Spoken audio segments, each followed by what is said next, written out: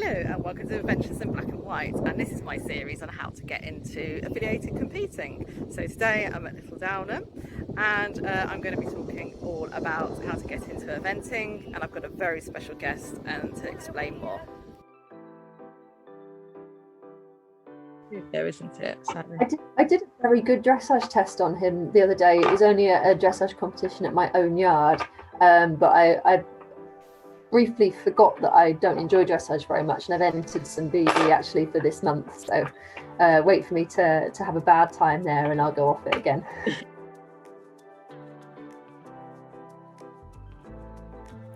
So, what is BE? So, BE, or British Eventing, is the affiliated organisation that runs eventing in the UK. Eventing is made up of three main disciplines: dressage, show jumping and cross country. And the main reason why most people do BE is because they want to go cross country. They start off at 80 centimetres at BE 800 and go all the way up to advanced, and the levels are based on the different heights of the fences and the difficulty of the dressage. So as you go up, the dressage gets just as more difficult as the fences are, and it's a great sport. There's lots in it. It will run over 1, 2, 3 or even 4 days, like badminton, which is obviously 2 days of dressage, 1 day of cross country and 1 day of show jumping. And it's just a lovely all-round sport that lots of people really enjoy. It is not the cheapest of sports. I will do a roundup of all the affiliated sports at the end of this series, but yeah, let's get on and see how much it costs. So with all affiliated sports, you have a rider membership and a horse membership. So start with the rider membership.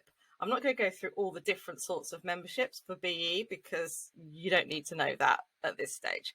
So as a starting out member, you have 3 different options. You can either be an introductory member, which you can compete up to BE 90, so you can do 80s and 90s. That costs £80. If you think that you might be going further quicker, then you're probably better off going with the standard, which is up to intermediate novice and CCI 2-star, which is there's a long way. Like that's really good.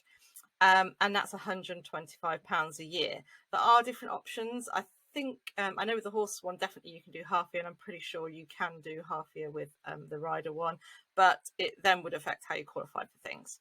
And then the third option, which they've introduced, is pay as you go. So for the rider and the horse, you have a separate membership. It's £15 for each, which is nice and simple. So for basically £30, you can then go eventing whenever you want. You just pay an additional £10 on top of your entry fee, which the entry fees are quite high for BE. So obviously, if you're going to compete a lot, pay as you go is not going to be for you, because you'll end up spending more money over the year than if you've just gone ahead and had a normal membership. So that leads us on to the horse memberships. So the horses are graded 4 to 1, 1 being the Olympic level horses and 4 being where you start. I've also included grade 3 in this table because some of you might have horses that have competed with other people, so they will have BE points. So grade 4 is basically for horses with no BE points, and you don't get points in BE until you compete at novice level, which is quite a way along the ladder. So you can do 80, 90, 100s, and I think open 100s as well, before you get points, and points are awarded on double clears and dressage placings. So for no points, the horse cost is £67 for the year, which is not too bad. It's kind of average. And for a grade 3 membership, so if your horse has 1 or 2 novice points, then that would be £100. So it's quite a big jump when your horse starts getting points, and most people won't have points. You get something else below novice level called foundation points, and these don't affect the horse's grade whatsoever. And as I mentioned, you have the option to do pay as you go, and you can compete on pay as you go all the way up to advanced. Although I don't think you want to, because if you're competing advanced, you do want to be registered fully by then. But that's basically it. So it's not the cheapest, but it's certainly, there's a structure there. And yeah, let's get on now to the actual realities of competing BE and what it means, the benefits.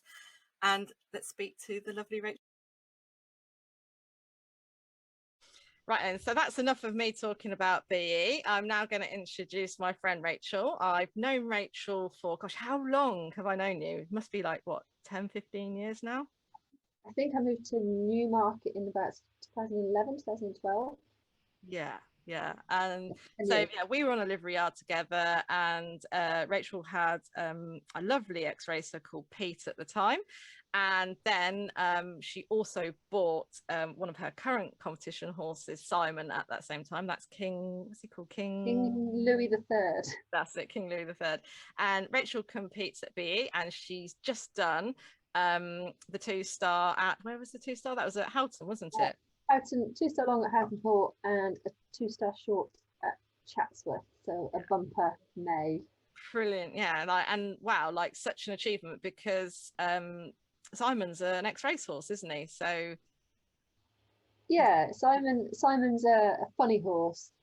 I got him as a 4-year-old. He's 11 now. I had a few too many glasses of wine, saw an advert online and basically bought him on unseen. Just went and got him in a lorry without having checked anything, and turned up to find a very friendly and lovely horse with the two non-matching front feet. And when I first sat on him, he was so incredibly lazy. I had no idea how I was going to turn him into an event horse. But perseverance and a bit of team chasing, he has sort of finally worked out how to run at some kind of speed. And now he's actually quite quick. So. yeah, and he's brilliant because Pete, what level did you take Pete up to? That's prime number that you had before. Yeah, so PT was very consistent at 100, and he did one novice before having a couple of issues and dropping back to doing hundreds until I retired him. So yeah, he did one novice, just about. And was that the highest you competed at that point? Because you had a grey horse before. Yeah, I had a lovely grey horse when I was a teenager, through until when I was 18, who I did quite a few novices on, who was a legend because I didn't really know what I was doing, and I just used to point him at jumps and he used to jump them. I thought it was very simple. Yeah. And now you've got a youngster. You bought a proper event youngster, didn't you? You took the plunge. I took the plunge and looked for a horse that was more specifically bred for eventing, but he is actually nearly 80% thoroughbred, so I haven't actually gone very far from the thoroughbred roots, but he's got a little bit of South Marseille and a little bit of Irish Draft in him. But he actually looks more like a thoroughbred than my thoroughbred does. So yeah, they look like twins, actually, the pair of them, don't they? They are quite similar. There are lots of people at the yard who can't tell them apart. Obviously, I think they look incredibly different. Yeah. But yeah, no, they're of a similar stamp, definitely. Yeah. And what I haven't told everyone is previously you worked in racing, so obviously that's why you've been heavily into the racehorses, because it's what you know. And I think, like, I certainly agree that, like, well, I would say that I've gone back to them and I really love thoroughbreds. I think they're amazing. They're so versatile, and certainly for the eventing, even though eventing's got more technical, would you agree that thoroughbreds still have their place in eventing? Well, I think everything, like above, at the higher levels, everything has to have some amount of thoroughbred blood in it, really, to be any good. Like, some of the top horses have got quite low percentages, some of them are still full thoroughbred, but you certainly need like that athletic blood horse in them. And I think thoroughbreds are just more inclined to be more quick thinking, a little bit more generous, perhaps, a little bit more willing to get through the flags, tolerate some bad riding. But on the other hand, you're not necessarily blessed with big movement or sort of very careful show jump. But I think, for me, I think they might be more amateur friendly maybe than a lot of the well-bred warm blood types are, being able to take a joke and take the initiative and get on with it. And they are designed to run and gallop. And I think if you've got a good athletic thoroughbred, they probably put less wear and tear on themselves galloping than your sort of heavier warm blood type does anyway. So hopefully you also have a horse that lasts a bit longer. I think there's a horse called Think Tank Think, who holds the record for the most BE events completed, and also for the most clear rounds cross country. And he's 20, and I'm not sure what the number is. I think it's in the hundreds of BE events that he's done. He just comes out every season. Been to Badminton grassroots God knows how many times. It's clearly been like the soundest, toughest, most consistent horse ever. And I think there's loads of examples like that where thoroughbreds can just make great amateurs horses. Yeah, they're a little bit fragile, and you obviously don't know, what you got if you get one. But I do agree. I think they are lovely horses. So what would you say as the benefits of BE being a member? Because it's quite a contentious thing at the moment, people talking about the cost of it and that. So I've been a member since 2003 without any break, which probably makes me on the very committed end of membership. But for me, I think without British eventing, there isn't a sport. Like, you need a successful governing body existing for the sport to continue to exist. So it has to function. And I think there's some people say, oh, it was all very well when it started at novice, but actually there were much smaller numbers of people competing, and the general costs of running an event were much lower. So I think the only way that it functions is with a strong base of participation at the lower end, so that it supports the higher level stuff too. But also the high level stuff helps encourage people into the sport, because I got into this by going to watch badminton when I was a kid, and that's what made me want to event afterwards. So for me, probably one of the best things is knowing that there is a clear path of progression. So you can start off at BE80, and then there's a really clear route for how you can get your MERs and work your way up through the levels if you want to. But equally, you can stop and stay stationary at the level that you're comfortable with.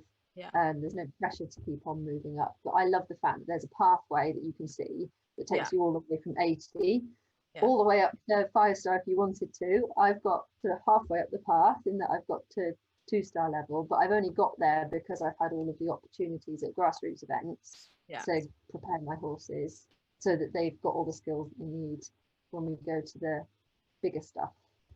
And then I think the other thing is that, and it's not particularly glamorous and it's a hard sell, but affiliated eventing is much better prepared for dealing with accidents or like serious incidents that can happen, because eventing is, whether you like it or not, it is a dangerous sport for participants. So I think having the knowledge that you've got really good veterinary and medical cover at an event, and that all of the people working there as stewards and as BE officials know exactly what to do if something really bad happens is like good reassurance. I have to say, actually, that's one of the things from being a fence judge. I didn't realize that until obviously I've had people fall off, and the amount of background that people there are to help with that. It's not just the medics. Straight away, the BE guide that's in charge will be there with you.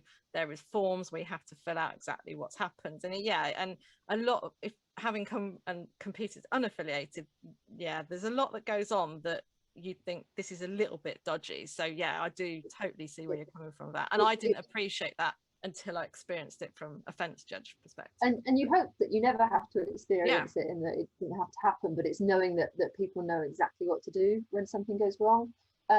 Also, I think like having some proper MERs, so that's your minimum eligibility requirements, does make sure that people have met a baseline of baseline performance before they move up. So you can start at 80 or 90 level, but then you do need some basic MERs to progress to 100 as a rider.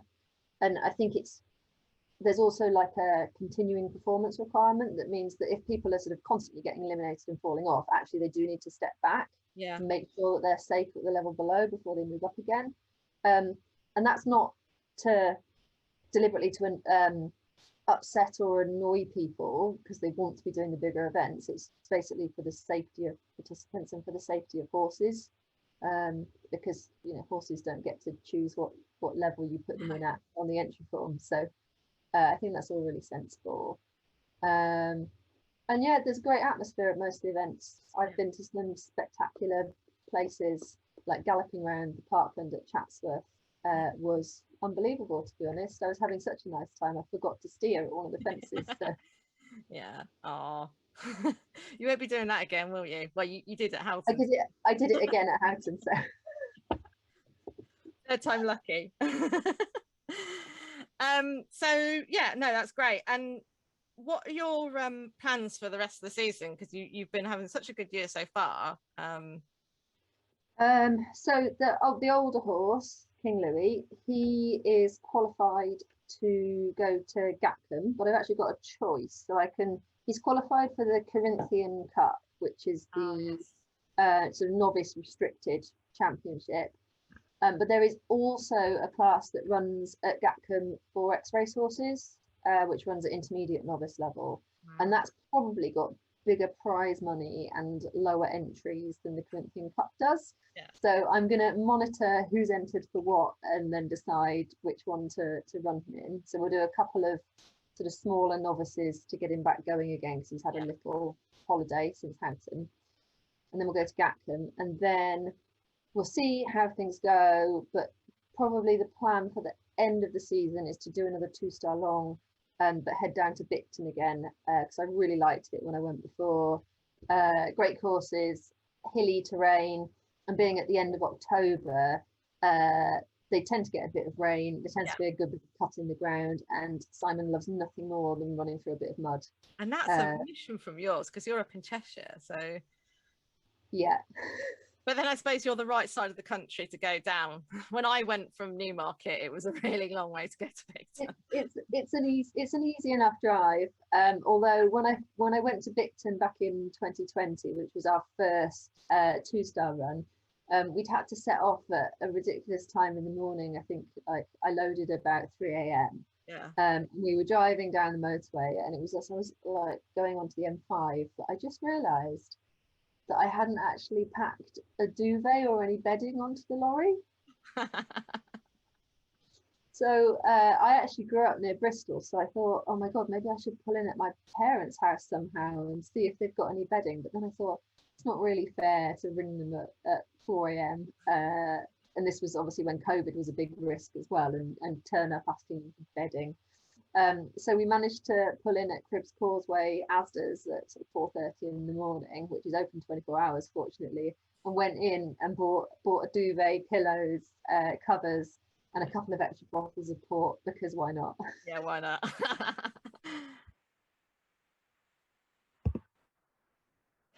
Right then. So what about Isaac? What next for him? Because he had a really good run last time out at Berrywood, didn't he? Yeah, so he had a double clear at Berrywood, which was very exciting. I was probably more excited about that than I was about some of my novice double clears. Oh, wow. But the calendar for him is a little bit tricky. I'm going to have to wait till the end of July for the next run. So we're going to go to Stafford, hopefully next. Yeah. And then I think we'll do just a couple more 90s, and then do some work on his show jumping over the winter, and hopefully come out a bit stronger and ready to go next year for a more of a full season. Yeah. But he's only 5, so there's no pressure on him. I think getting a bit of experience this year and then progressing next year really is the plan. Yeah. So you wouldn't have done the age classes with him? If he had felt ready, I would have done. Yeah. But I don't think he quite. He thinks he feels ready for the cross country. But I don't think the show jumping is quite there yet, and I would prefer to wait and make sure that he's strong and ready to have a good time, rather than push him for the sake of it. Yeah. So he's not giving me the feeling that he's going to be ready, so I'm just going to wait.